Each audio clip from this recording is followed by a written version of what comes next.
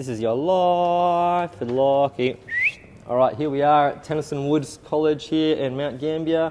Had a beautiful chance to speak to, I think, 140 odd students here, trying to help passing them some road safety messages. And I've beautifully got the senior coordinator here, Kate. How you doing, Kate? Yeah, good, thank you, Lockie. Thank you so much for having us here today, because I understand it can be a tricky thing, road trauma, especially in the communities like in Mount Barker. When something does happen, it affects the whole community. Everyone knows about that kind of stuff.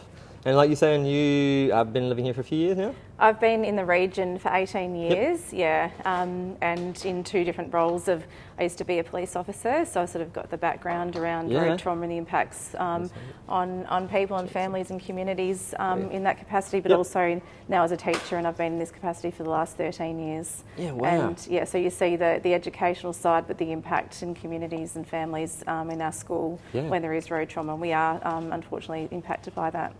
And I can imagine being in the area for years, that kind of stuff, always trying to somehow find that next way to pass messages on to people, to be that smart on the road, make better life decisions as well, because usually in life I found people that are silly on the road are usually silly in life, that kind of stuff. So we can start maybe changing those thoughts and behaviours on the road. It might help them be better in life as well. And I suppose, like you're saying, someone being a police officer, someone being a teacher, has seen those people with the minds, trying to pass this message on to help make better decisions. And have you found the RAP program a good one for that?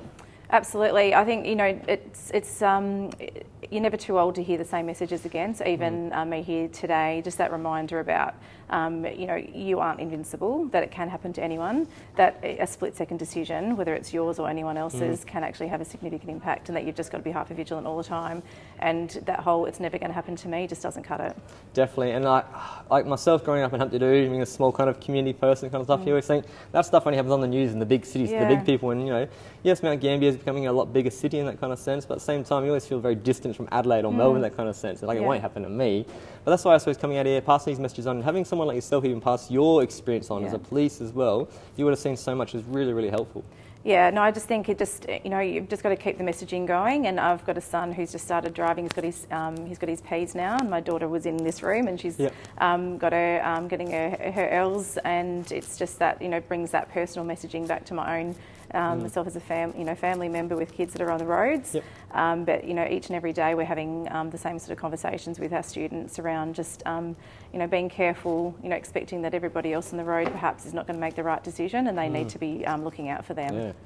That's just like you're saying, being a parent as well, wearing all the different caps you wear all the time. So that'll be something probably tonight or over the next few days, you probably go home and have a chat with your kids as well about this kind of stuff, and refresh, I suppose, while it's still fresh in the memory, which is probably a good message and a good thought for other parents out there too, to have that conversation with their kids and that kind of stuff. Try and talk about these hard topics before something serious happens. That's right, and that messaging today about modelling that behaviour, and the students seeing what their adults or their parents in the car are doing, and as a parent, they're watching you all the time, and you do have to model it. And it's that sneaky grab of the phone, or spending too long changing music, even if it's on the display. It's just that they've got to learn that that's not okay, and you've got to show them that. And it's not even like you say, those risk-taking behaviours, and even some of the ones you don't think much about, because I grew up in the country. You're out on a mate's property or a farm or whatever else, legally you don't have to wear a seatbelt, but still, if you crash or anything happens, gravity's still going to get you. And because myself, my family, my grandfather being a roo shooter, that kind of stuff, we're at back of paddocks all the time. He's like, I don't wear a seatbelt now, kind of stuff. But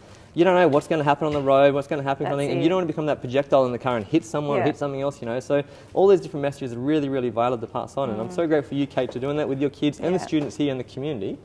Are there any final messages or anything else you'd like to share with us today in the community? Just like to say, thank you for yourself, Lockie. Thank you for Dave for coming. I just think it's, that messaging, that real messaging from you as a survivor, and continuing to survive and live through that, and the impact that it's having.